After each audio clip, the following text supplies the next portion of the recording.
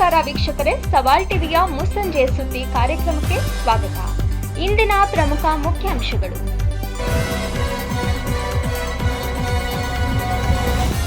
Robo dog ಪ್ರದರ್ಶನ.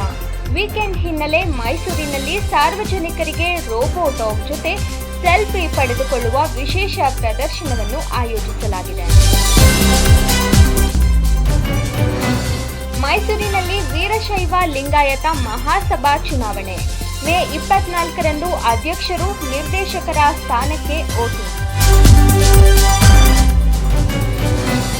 ಹಲಗೂರು ಶುಕ್ರವಾರ ಬೆಳಗ್ಗೆ ಅಕ್ರಮವಾಗಿ ಸಾಗಿಸುತ್ತಿದ್ದ 9 ಲೀಟರ್ ಮದ್ಯ ವಶಕ್ಕೆ ಪಡೆದ ಪೊಲೀಸರು.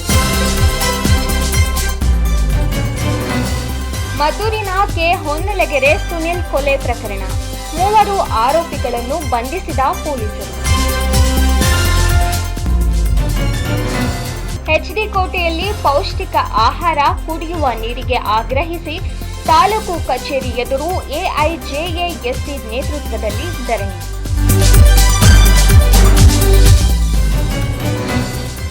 ಚಾಮರಾಜನಗರ ಚಂಡೆ, ವೀರಗಾಸೆ, ನಗಾರಿ ಸದ್ದಿನೊಂದಿಗೆ ವಿಜೃಂಭಣೆಯಿಂದ ಜರುಗಿದ ಜಗಜ್ಯೋತಿ ಬಸವೇಶ್ವರರ ಜಯಂತ್ಯೋತ್ಸವ.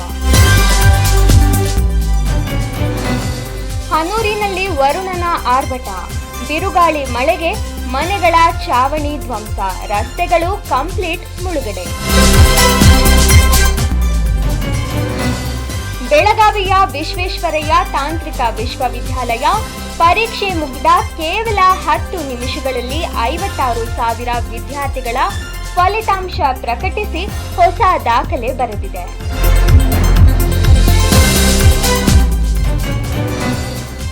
ಎಬೋಲಾ ಭೀತಿ ಹೆಚ್ಚಳ. WHO ಎಚ್ಚರಿಕೆ ನಂತರ ಕರ್ನಾಟಕ ಸರ್ಕಾರ ಹೈ ಅಲರ್ಟ್. ಏರ್ಪೋರ್ಟ್ಗಳಲ್ಲಿ ಕಟ್ಟುನಿಟ್ಟಿನ ನಿಗಾ.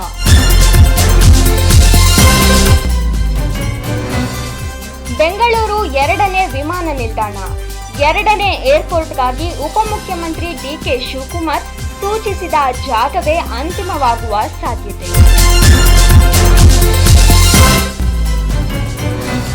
ಸಚಿವ ಸ್ಥಾನಕ್ಕಾಗಿ ಪಟ್ಟು. 15 ದಿನದೊಳಗೆ ಸಚಿವ ಸ್ಥಾನ ನೀಡದಿದ್ದರೆ ಬೇರೆ ತೀರ್ಮಾನ ಕೈಗೊಳ್ಳುವುದಾಗಿ ಶಾಸಕ ಬೇಲೂರು ಗೋಪಾಲ್ ಕೃಷ್ಣ ಎಚ್ಚರಿಕೆ.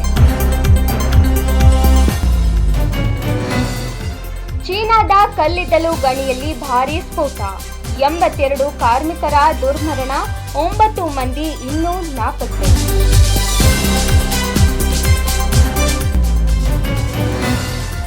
ಪೋಷಕರು IAS ಅಧಿಕಾರಿಗಳಾಗಿದ್ದರೆ ಮಕ್ಕಳಿಗೆ ಮೀಸಲಾತಿ ಯಾಕೆ ಬೇಕು?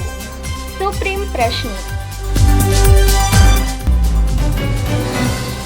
ಕೊಹ್ಲಿ ಹೆಡ್ ವಿವಾದ.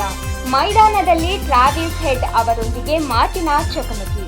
ಪಂದ್ಯದ ನಂತರ ಹ್ಯಾಂಡ್ ಶೇಕ್ ಮಾಡಲು ನಿರಾಕರಿಸಿದ ವಿರಾಟ್ ಕೊಹ್ಲಿ ವಿಡಿಯೋ ವೈರಲ್. ರುಕ್ಮಿಣಿ ವಸಂತ್ ಆಕ್ರೋಶ.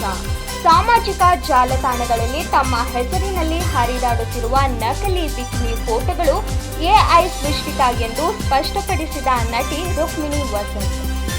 ಸೈಬರ್ ಕ್ರೈಮ್ ಪೊಲೀಸರಿಗೆ ದೂರು ನೀಡುವುದಾಗಿ ಎಚ್ಚರಿಕೆ.